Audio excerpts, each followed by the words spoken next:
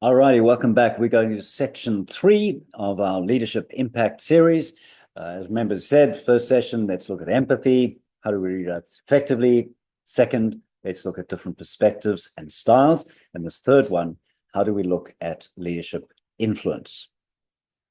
So working through this, one way to think about your situation as a leader is to be able to ask the question, am I looking for movement in a direction? Do I need to push people forward, a project forward, a goal, something important through? Or do I need to give people support? And then as we get more sophisticated, we ask, what is the right amount of direction I need to give and the right amount of support? Now, remember, a way to think about this is leadership can really knuckle down to three things. Can you provide direction? Do people know what you want and where they need to go? Two, can you provide them support to give them the skills to achieve your goals? And third, autonomy. All right. Ultimately, the goal of leadership is to help someone match their skills to the situation and to give them the freedom to do what they need to do. All right. And that allows you to step back as a leader, perhaps be a little more long-term focused, or if you like, strategic focused.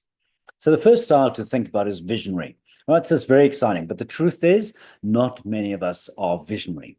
So if you take a kind of Steve Jobs and Elon Musk, these are people who have pretty grand visions of a future. They're going to make a dent in the universe or take people to Mars.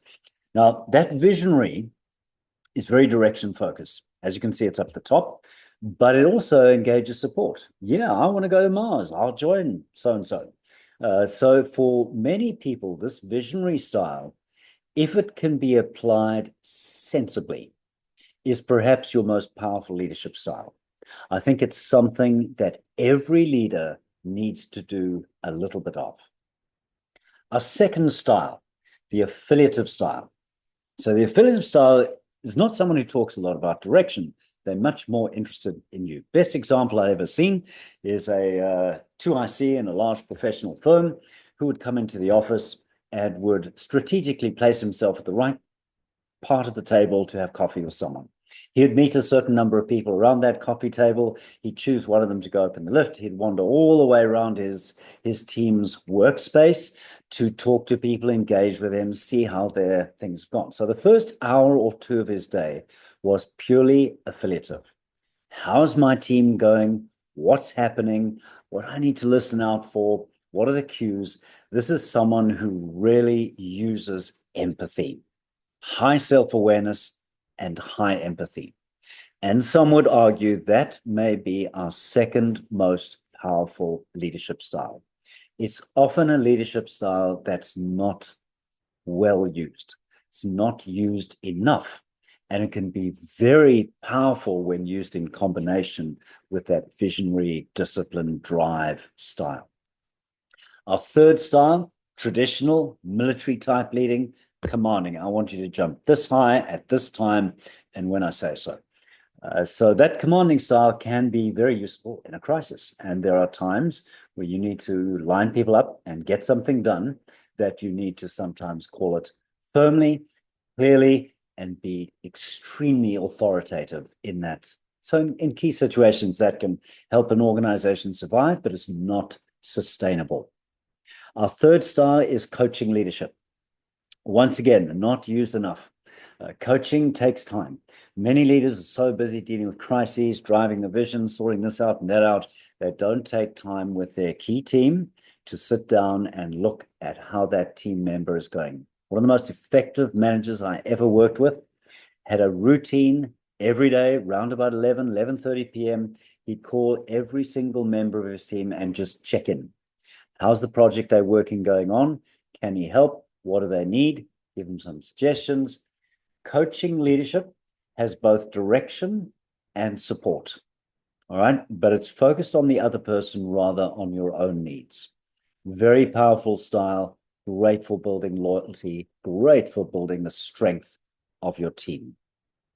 Democratic, also important. There are times you need to put things to the vote. It's specifically important in today's time, right? To allow people to talk about something, to share ideas, to put different perspectives on the table, and possibly even vote, or at least work through it until everyone can say, look, I agree, or I don't agree, but I'm willing to go with it. So democratic is just like a political democratic system. It allows conversation. It allows people to work together. It is very powerful if you can get through with it. Right. So if you can get everyone on the team to agree, yes, this is really what we're going to do, and I'm behind it, it's a very powerful way to go. And then the final one, which is last only because sometimes it is risky, there are times you need to drive. You need to have short-term goals, and you need to be looking after people over people's shoulders and pushing the pace of a project.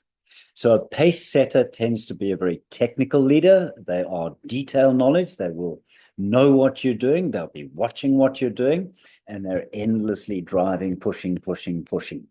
Now, that can lead to exhaustion and to good people leaving the organization. But if, for example, you could connect a little bit of pace setting to some visionary and occasionally some affiliative leadership, that becomes very powerful. And that leads to my last point. As a leader, you understand empathy gives you the ability to understand your situation. Who's in the team? Who am I talking to? What are their needs? What are their perspectives? Secondly, to understand there are different points of view, and you can adjust your point of view. Now, I doubt anyone is really going to be great at all of these 6 styles of leadership. But once again, using that question, what is your dominant style when things are going well? What style sneaks out when you're not in a good place, when you're under adversity? And understanding maybe that sometimes I need to temper my tendency to be visionary with being a bit more affiliative. Or if I'm too affiliative, to sometimes use a little bit of pace setting, a little bit of driving to get things done. A great leader is flexible. They read the situation, use their empathy well, they understand these points of view, and they can then adopt the right leadership style for the situation that needs their attention. All right, very powerful, worth practicing. And remember, we have tremendous flex here. All right, remind yourself, what is your dominant style? Do it well. What is your backup style when you're under pressure? And do you have one you might want to develop? Thank you for your time.